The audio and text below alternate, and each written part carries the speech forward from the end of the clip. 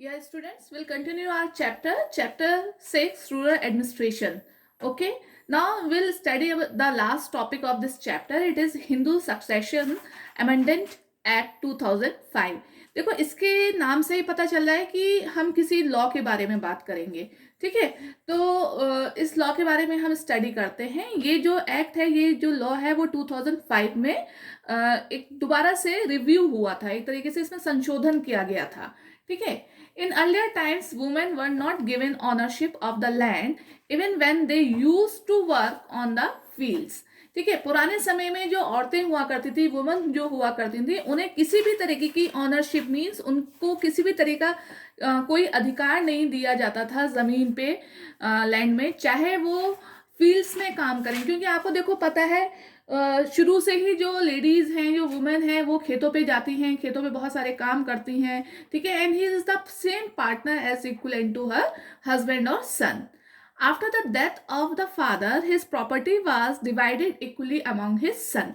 होता क्या था, जब फादर या हस्बैंड की डेथ हो जाती थी तो वो जो प्रॉपर्टी है वो इक्वली डिवाइड हो जाती थी सन में, मींस बेटों में, या फिर जो हस्बैंड के ब्रदर्स हैं, है ना, कजन्स हैं, उनमें। लेकिन लेडीज को, वुमेन को कुछ भी जमीन का कोई भी हिस्सा नहीं दिया जाता था।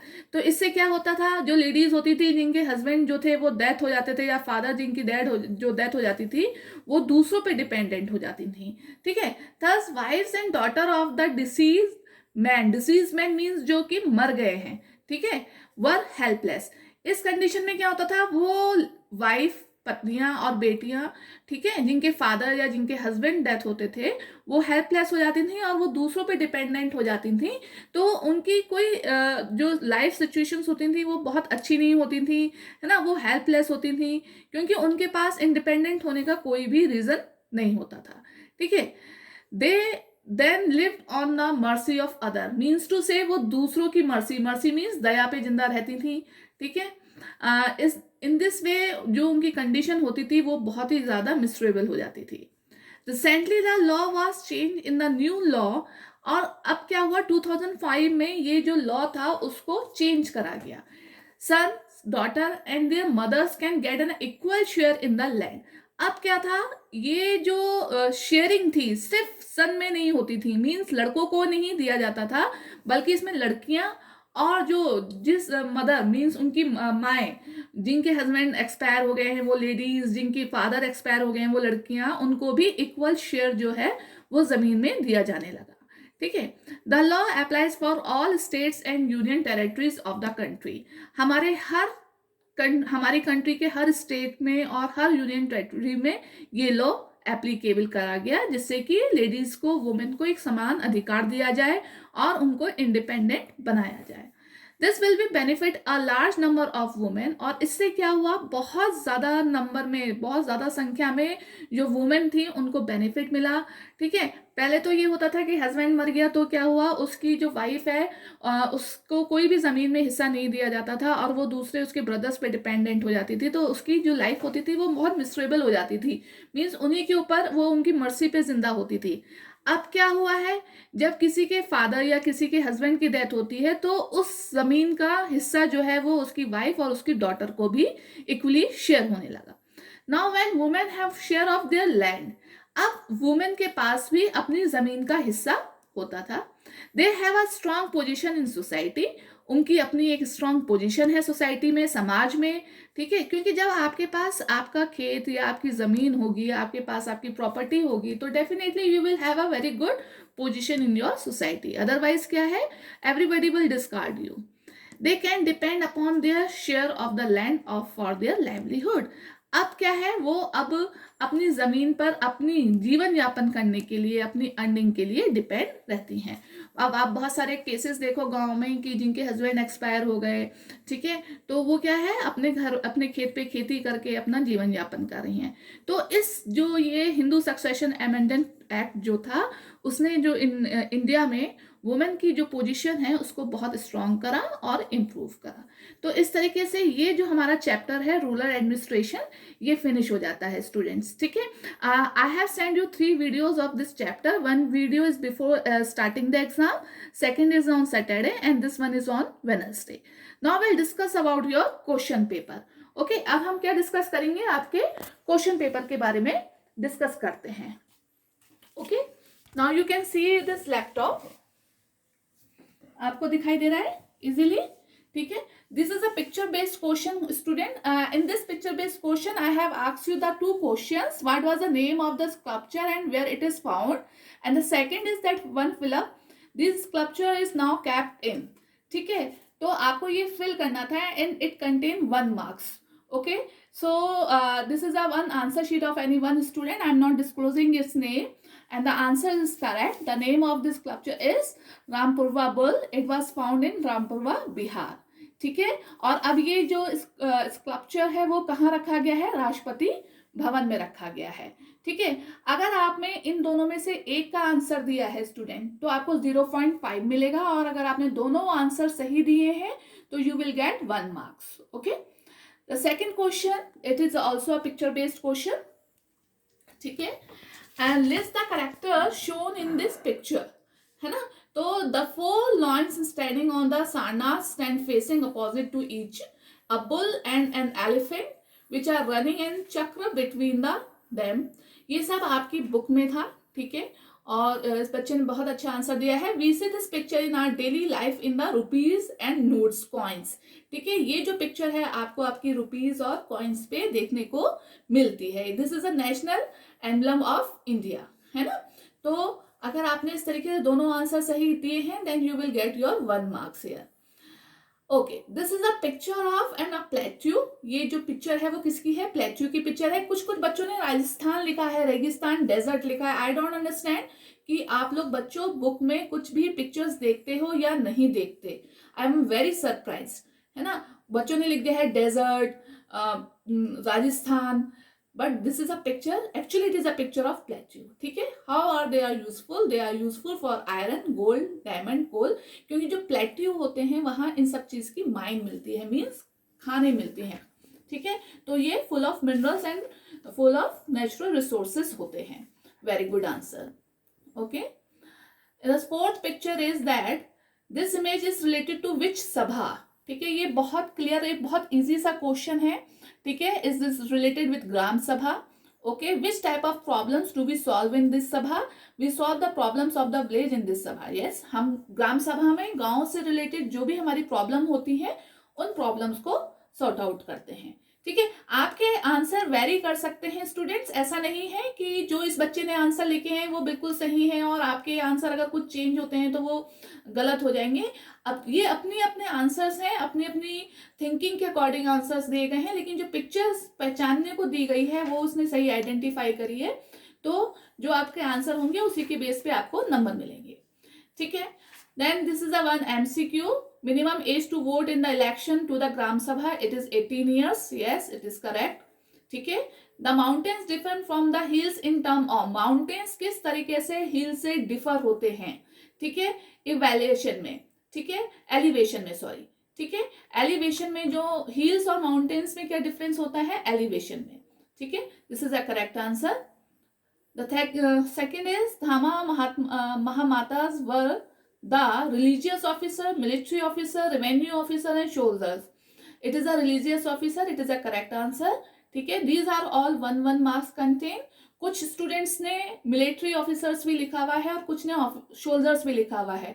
स्टूडेंट्स, आप लोग स्टडी नहीं करते हो ढंग से, इसलिए आप लोगों के आंसर हमेशा ज़्यादा रॉन्ग जाते हैं. क्लास 6 आप लोगों को बहुत सिंसियर होना पड़ेगा अपनी स्टडीज से related. Okay, now we'll talk about the true and false. ठीक है, the first question is Kalinga was the ancient name of Bengal. It is false. Kalinga was the ancient name of coastal Orissa. ये बिल्कुल सही appropriate way है answer देने का. अगर ये बच्चा सिर्फ फॉल्स लिखता और उसका CS नहीं लिखता, he will get only 0.5 marks. But इसने फॉल्स के साथ इसका करेक्ट स्टेटमेंट लिखा है, that's why he will get it 1 marks. ठीक है, जिन बच्चों ने CS नहीं लिखे हैं उनको हाफ मार्क्स ही मिलेगा. इस बार मैंने बहुत स्ट्रिक्ट मार्किंग करी है स्टूडेंट्स. आपको फॉल्स के साथ करेक्ट स्टेटमेंट लिखना था और जिन बच्चों ने नहीं लिखा है they will not got the full marks.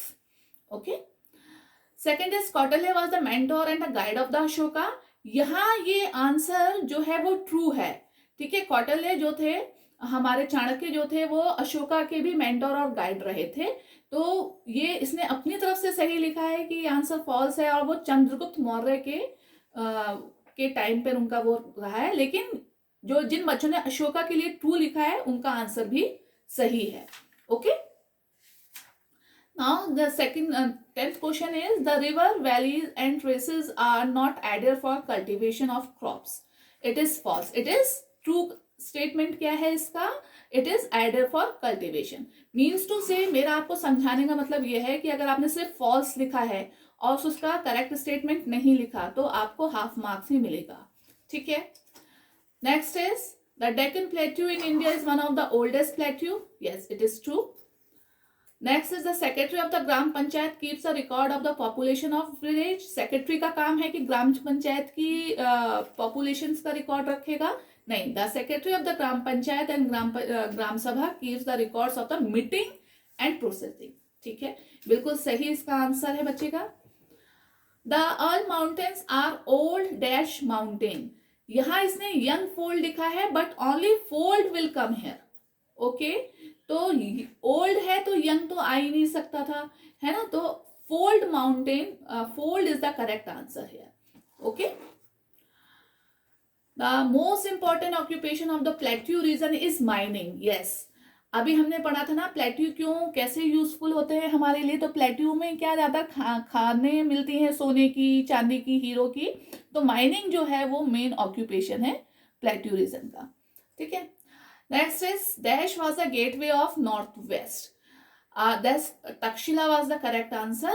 Students, हो सकता है सेक्शन डी, सी या ए में ये ट्रू फॉल्स या ये फिलअप्स के रूप में भी आ सकते हैं। कुछ क्वेश्चंस में चेंज हो सकता है ट्रू फॉल्स या उसमें, क्योंकि मैं क्वेश्चन पेपर में कुछ ना कुछ चेंज करती हूँ चारों सेक्शंस के। ठीक है, एज इट इज ऐसा नहीं है कि जो फिल इन द ब्लैंक्स यहाँ सेक्शन बी में है वो same fill in the blank section C में हो सकता है वो ट्रू फॉल्स ऐसे हो, लेकिन क्वेश्चन सेम होते हैं। ठीक है। नेक्स्ट है the ideas of Chanakya are written in his book Arthashastra. It is the correct answer. Now will talk about the long question answer student. Why are mountains thinly populated? Thinly means क्यों कम जनसंख्या है वहां।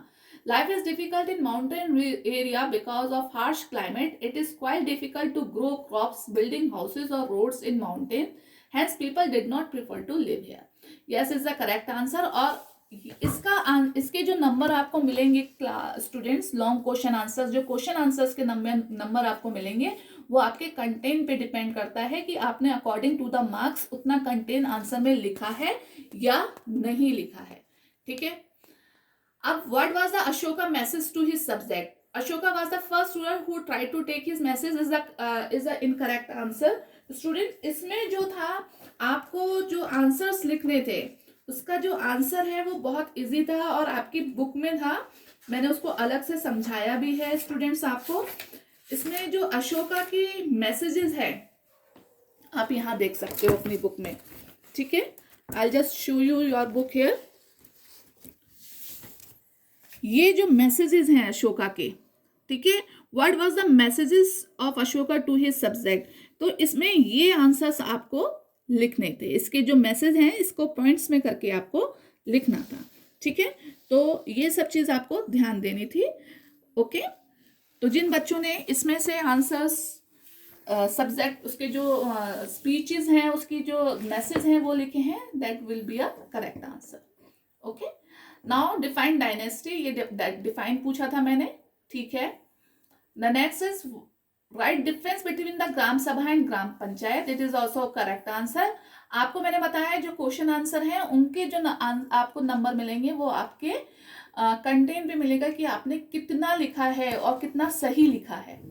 ठीक है, now right difference between the erosion and deposition. ठीक है, this is also the wearing away of the earth surface is called erosion and deposition, the wearing away of the earth surface and rebuilt on the same place. It is not compulsory that it is the same place.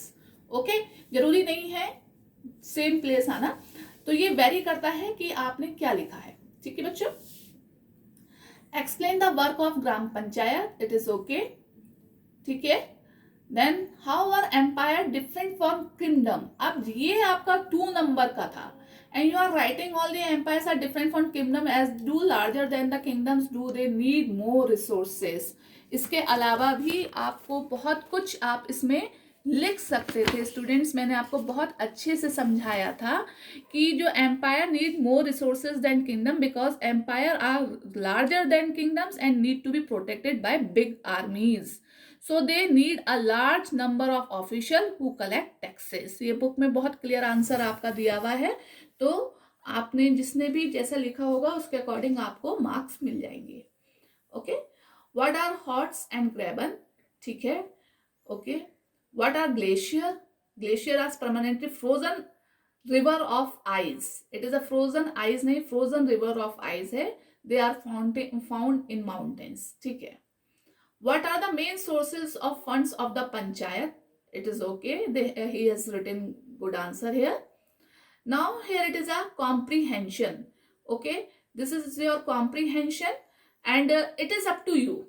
ठीक है, ये answer मैं नहीं read करके बता रही हूँ इस बच्चे का, ये आपकी अपनी इमेजिनेशन अपनी थिंकिंग पे डिपेंड करता है। Is a thinking based question answers, तो आपने जो लिखा होगा अगर उसका आंसर सही होगा then you will get it 2 marks. मेरे कहने का मतलब है कि अगर आप 1 आंसर दे रहे हो, 1 क्वेश्चन का 1 आंसर आ रहा है तो you will get 1 marks. If you are getting 2 answers and they are correct so you will get full marks.